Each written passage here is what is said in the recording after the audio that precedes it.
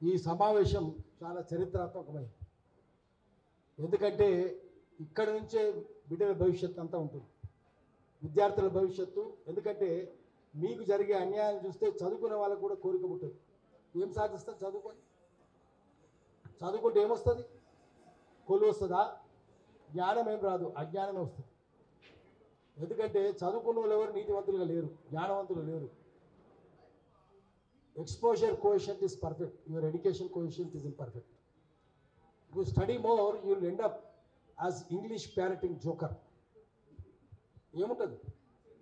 All profits are shepherds. నల్ల గొంగడి తీసుకొని, నల్ల మేకలు తీసుకొని, నల్ల తుమ్మలు చూడు తింటే జ్ఞానం వచ్చింది. Sensory perception plus rational reflection. ఇవన్నీ మీరు పోరాటం చేస్తే ఎక్కువ ఉద్యోగం వస్తుంది, ఎక్కువ తెలివి వస్తుంది. మీరు చదువుకున్న దానికంటే మీ పోరాటంలో ఎక్కువ జ్ఞానం వస్తుంది, ప్రపంచం గురించి మొత్తం తెలుస్తుంది. చదువుకుంటే ఏముంటుంది? అందుకని మీ పోరాటంలో మీకు జ్ఞానం వస్తుంది, శీలం కూడా వస్తుంది, పట్టుదల వస్తుంది, కష్టపడుతున్న చూసి కరుణ వస్తుంది, మీకు కార్యాచరణ తెలుస్తుంది. చదువుకుంటే కంటే మీ పోరాటంలో మీరు రాటు తేలుతారు. అందుకనే పోరాటం మంచిదే. ఒక అందుకు ఇది ఒక అందుకు రేవంత్ రెడ్డి మంచిగా చేసింది, మీకు ఇంత కలిగిస్తున్నాడు ఆయన. అయితే ఇక్కడ మన మిత్రులు ఇంతకుముందు వచ్చినప్పుడు చెప్పినట్టు మీడియా రాలేదని బాధపడుతున్నారు. బాధపడకండి,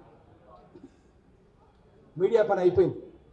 ఇప్పుడు నేను టీవీలు చూస్తుండ్రా, పత్రికలు చూస్తుండ్రా, అయిపోయినాయి అవన్నీ.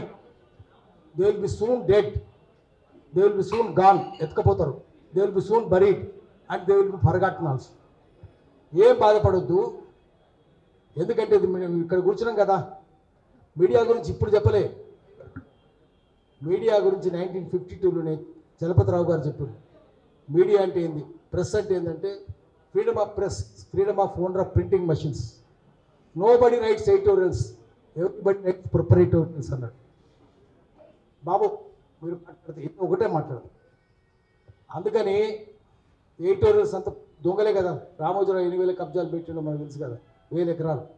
వాళ్ళందరూ దొంగలే. వాళ్ళు మనకేంది న్యాయం చేస్తారు, పేదోళ్ళు చేయరు.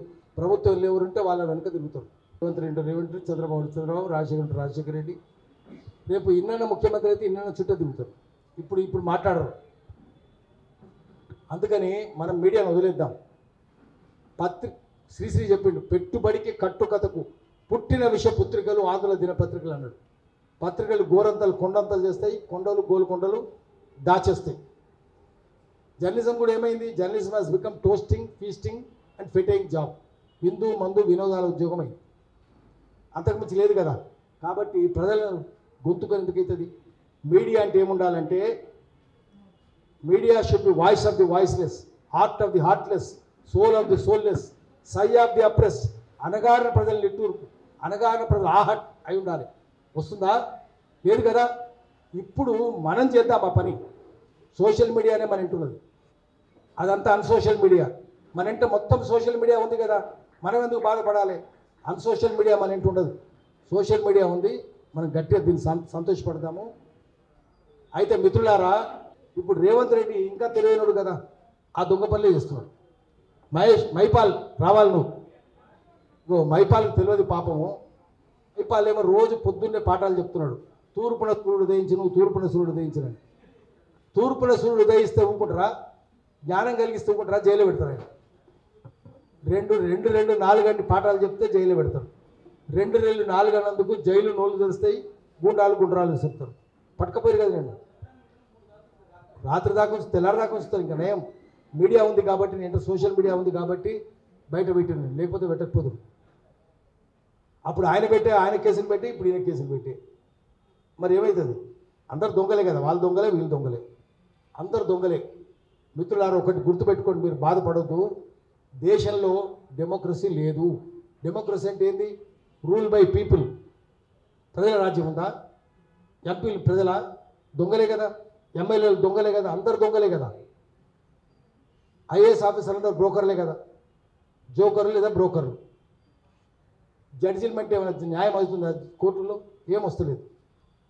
మీడియా అంతా మాఫియా అని ఎంతమంది చెప్తుంది కదా, మాఫియా అని. ప్రజాస్వామ్యానికి 4 స్తంభాలు కుప్పకూలిపోయినాయి, అన్ని క్రాక్స్ వచ్చినాయి, రేపు ఎన్నడూ కూలిపోతాయి.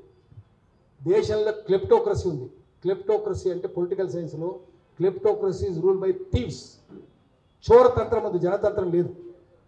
కాబట్టి మీరు దానికి ఎటువంటి పోరాటం చేయాలో దానికి సన్నద్ధం చేయాలి, ప్రిపేర్ కావాలి. దొంగలు ఉన్నప్పుడు ఏం చేయాలి? వాడు లూటీ చేస్తుంటే మనం లాఠీ లేపాలి కదా. లేపుతున్నామా? వాడి దగ్గర పులి దగ్గర పోయి దండం పెడితే ఇంటుందా? అది శాకాహారి అవుతుందా? పులి ఎప్పుడు శాకాహారి కాదు, రాజకీయ నాయకుడు కూడా నీతివంతుడు కాదు. భర్త తీసుకొని భర్తం పట్టాలి, దానికోసం సిద్ధం, పోరాటమే. అందుకే నేను కైసా మిలేంగే అంటే लड़ने के लिए मिलने कैसा मिलना बोलते ముట్టి చేసి పిడికిల్ లెక్క, పిడికిలెత్తు గుద్దులు గుద్దాలి, అప్పుడు గుద్దుకు వస్తున్నారు. అందుకని పోరాటం చేయండి, మీరు ఏం కావద్దు.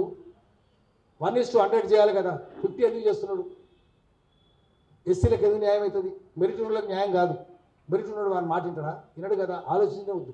ఎందుకంటే ఈ దేశంలో చదువు శాంతి భద్రతల విఘాతం, తెలివి శాంతి భద్రతల విఘాతం, తెలివి ఉండనే వద్దు అని. దానివల్ల ల్యాండ్ ఆర్డర్ ప్రాబ్లం వస్తుంది. అన్ని ప్రభుత్వాలు నమ్ముతాయి, ఇప్పుడు కాదు ఎప్పటి నుంచో ఉంది ఈ సామెత, నేను చెప్పేది కాదు. కాబట్టి మెరిట్ ఉన్నోడు ఉండొద్దు, ఎస్సీలు ఉండొద్దు, ఎస్టీలు ఉండొద్దు, బీసీలు ఉండొద్దు, మైనారిటీలు ఉండొద్దు, ఆడపిల్లలు అసలే ఉండొద్దు. ఆడపిల్లలు ఉంటే ఉన్నది చెప్తారు కదా, న్యాయం ఉండొద్దు కదా. ఎందుకంటే మగవాళ్ళకు ఆడ్రినలిన్ హార్మోన్ ఉంటుంది, అంటే ఓ రుపుతాడు, కానీ దయ ఉంటుందా? ఈ జంతువు కన్నా దయ ఉందా? మగ జంతువుకు, మగ పులికుందా? మగ కోడికుందా? కోడి పుంజుకుందా? పిల్లల్ని పెట్టుకొని ఎవరుంటారు? ఏనుగ, ఆడ ఏనుగే కదా ఉండేది, ఆవే కదా ఉండేది, ఎద్దు ఉంటారా? ఉండదు కదా. మనుషులు కూడా అంతే. కాబట్టి దయలేని వాళ్ళు ఎవరు కావాలంటే, మేల్ ఐఏఎస్ ఆఫీసర్ అనుకో, వాడు ఏది చెప్పి లేమంటే కూర్చుంటాడు, కూర్చోమంటే కూర్చుంటాడు. ఆడవాళ్ళు ఉంటే వినరు కదా. అందుకని ఆడపిల్లలు కూడా ఉండదు, ఎస్సీలు కూడా ఉండదు, ఎస్టీలు చెంచులు గోండులు కోయిలు చాలా మంచోళ్ళు కదా, నిజాయితీ పరులు, వాళ్ళు కూడా ఉండదు. అందుకనే వాళ్ళు ఎవ్వరికి ఇయ్యడు, అవకాశాలు ఇయ్యడు. దొంగలకే అవకాశం ఉంటుంది, దొంగల రాజ్యంలో దొంగలకే అవకాశం ఉంటుంది. మనం 1:100 అడుగుదాం, వాడు 50 అంటాడు, వాడు ఏమి చేయడు, వాడు చేసేదే వీడు చేస్తాడు. వాడు ఒక మాట చెప్పిండు, వీడు ఇంకో మాట చెప్తాడు. అందుకని ఇన్ని ఇష్యూస్ మీరు చాలా చెప్పారు. ఇష్యూస్ అమలు చేయాలంటే, అమలు కావాలంటే పోరాటం ఒకటే మార్గం. పోరాటం ఎట్లా పోరాటం ఉండాలంటే, నేను ఇన్నో విటలు అందరం ఉండాలి.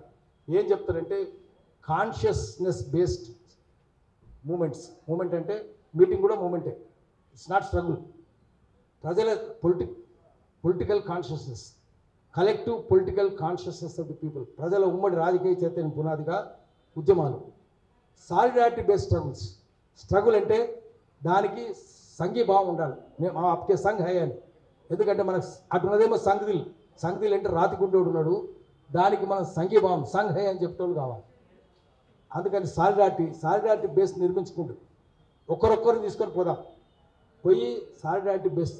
ఇన్నారెడ్డి అయితే ఎప్పుడు పోరాటాలనే ఉన్నాడు, ఈ బిడ్డలు కూడా ఉన్నాడు, ఇగో మైపాల్ కూడా ఉన్నాడు. ఇట్లా వీళ్ళందరూ తీసుకొని పోయి సంఘీభావము పోరాటం చేద్దాము.